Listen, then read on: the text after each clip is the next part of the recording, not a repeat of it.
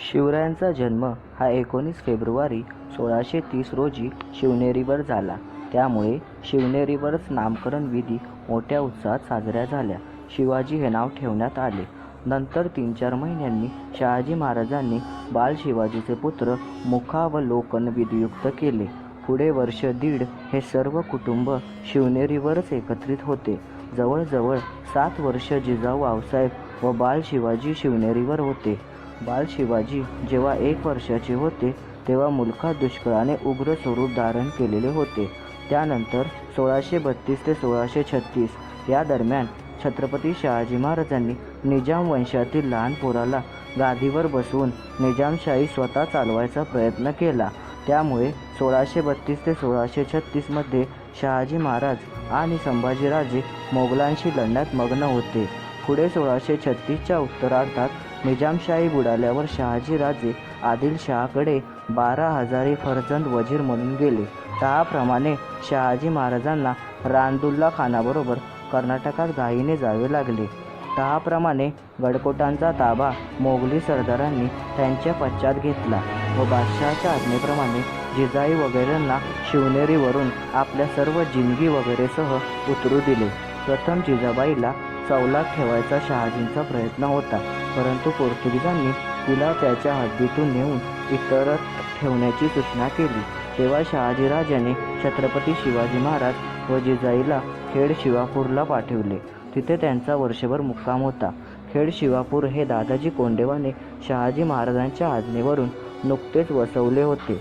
पुढे इसवी सन 1636च्या अखेर जिजाई छत्रपती शिवाजी महाराजांसह कर्नाटकात गेले.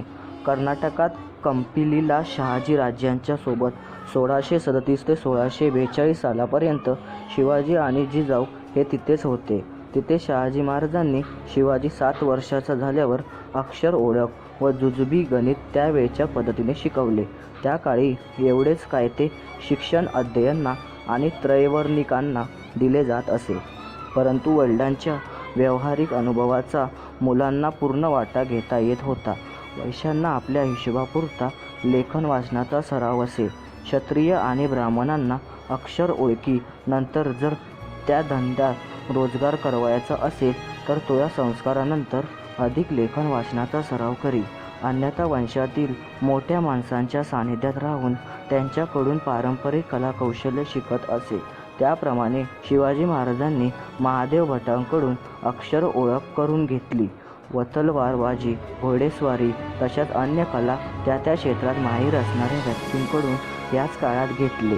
आणि सगळ्यात महत्त्वाचे म्हणजे राजनीतीचे डावपेच अथवा राजकारभारांची कार्यपद्धती हे सर्व शिवाजी महाराजांनी या काळात आपले वडील शहाजी महाराज व वडील बंधू संभाजी महाराज यांच्याकडून शिकले.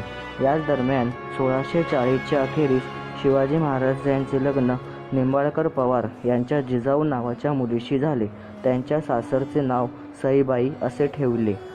पुढे 1632 साली शहाजी महाराजांविरुद्ध आदिलशाहीतील कारस्थाने वाढली. रणदुल्ला खान मेल्यावर त्यांचा पोरगा कर्तुबी निघाल्याने अफजल खानाला त्याची जहागीर मिळाली व त्याने बाजी घोरपड्यासारखे सरदार गोळा करून शहाजी महाराजांविरुद्ध कारस्थान रचले. त्यानुसार शहाजी महाराजांना बराच वेळ प्रदेश त्यांच्याकडून आदिलशहाने काढून घेतला व त्यांचेच भाऊबंद बाजी घोरपड्यास दिला. तसेच शहाजीराजे यांचे मुतालिक दादाजी कोंडदेव यांची बाजी घोरपड्याने कापली. हे सर्व बघून आदिलशाहीतील आपली पकड ढिली पडते आणि आपल्या विरुद्ध षडयंत्र शिजते हे बघून शहाजी महाराजांनी शिवाजी आणि जिजाऊ यांना पुणे प्रांतात पाठवण्याचा निर्णय घेतला. त्यासोबतच पण आदिलशाही सोडू इच्छितो अशा आशयाने बोलणे त्याने आदिलशाही लावून ठेवले. 1642च्या अखेर शिवाजी राजांना शहाजी महाराजांनी शिक्का, झेंड्यासोबत पेशवे, मुजुमदार, सबनीस व सैन्यासह पुणे प्रांती रवाना केले. यामुळे शहाजीराज मोगलांशी संधान साधतोय की काय याची भीती आदिलशहाला झाली. त्यामुळे आदिलशहाने शहाजींशी चाललेल्या वादावर पडदा टाकला. शहाजीराजांना काढून घेतलेल्या जहागिरीपेक्षा जास्त किमतीचा सन्मान दिला. 1644 साली आदिलशहाने शहाजीराजांची आधीच्या काढून घेतलेल्या 4 लक्ष जहागिरीऐवजी 5 लाखांचा सुबा बंगलोर दिला व तिकडे रवाना केले. अर्थात शहाजी राजांसारख्या प्रबळ सरदारांचे मोगलांकडे जाणे चांगले नाही या भीतीने शहाजी राजांनी आदिलशहाने जुळवून घेतले. इकडे मोगलांशी संधान साधाय नको म्हणून तिकडे कर्नाटकात बंगळूरला रवाना केले.